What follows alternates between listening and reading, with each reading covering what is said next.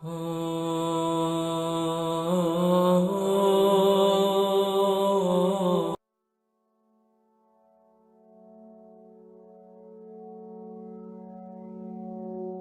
film is unique in that it systematically studies the origins, activities, and destiny of evil. Presentations in this genre make all kinds of predictions about the future, most of which will turn out to be wrong. Instead of dwelling on the future, I'm going to survey the past.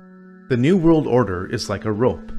That rope is made up of cords of political, military, economic, scientific, cultural, and religious power. Each cord of the New World Order rope is composed of people at the outer layers who have no idea what the ultimate goal of those at the center of each cord is. As people work their way to the center of each cord, the ultimate goal of those associated with the New World Order becomes clear. A one-world government, a one-world economy, a one-world military, a one-world society, and a one-world religion, all enforced with absolute control under a single world ruler. This goal is not democratic. In fact, most people will not want this goal to be pursued because it limits their freedom. In spite of popular resistance, this goal is being achieved through secrecy and progressive conditioning to make the public want this goal. There is plenty of evidence that this goal exists.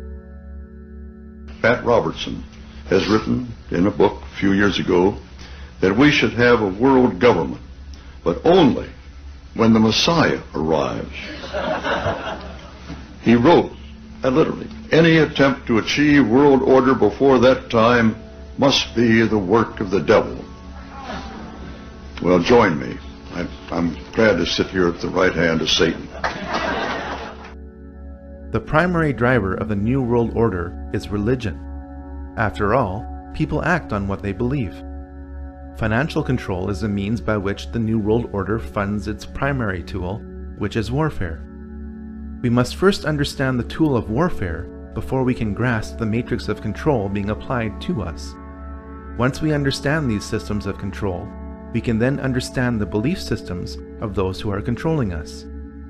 All this knowledge is necessary to form strategies of resistance to what you are probably not even aware of.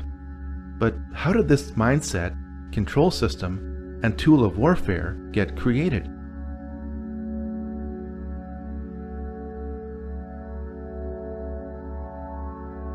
All secret societies trace their origins back to the ancient mystery religions practiced in Sumeria, Egypt, and Babylon. These ancient mystery religions were responsible for keeping a closed population in total subservience to a small elite, which were worshipped as gods, or as intermediaries between the masses and the gods.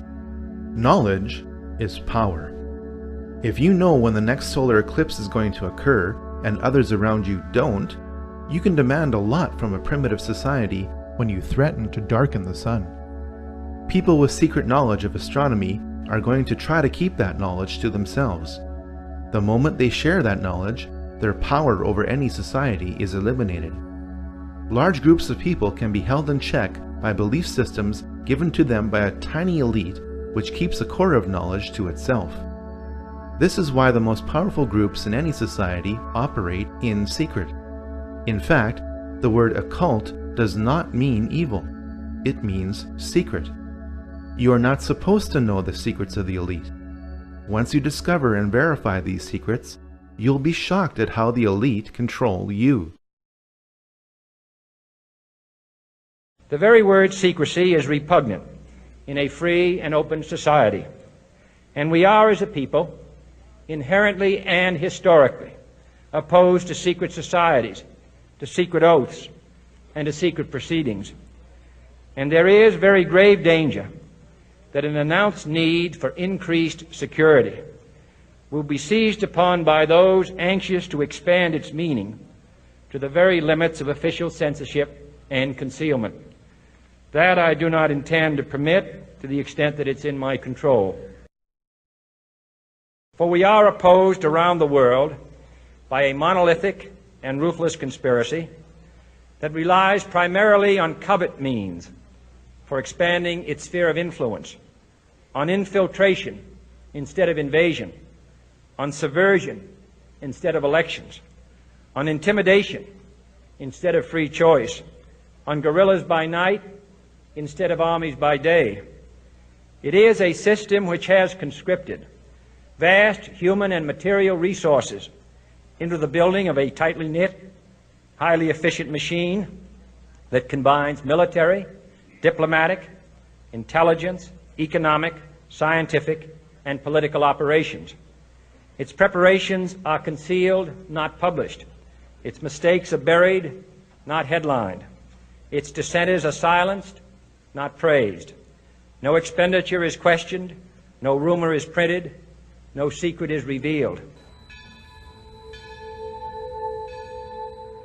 Government at all levels must meet its obligation to provide you with the fullest possible information outside the narrowest limits of national security.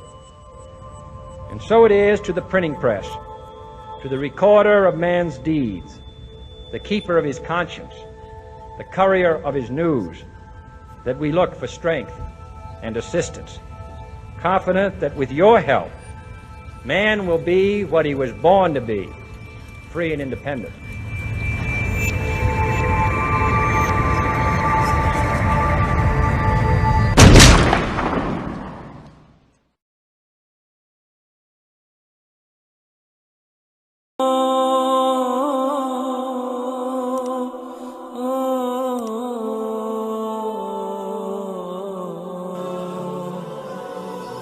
Oh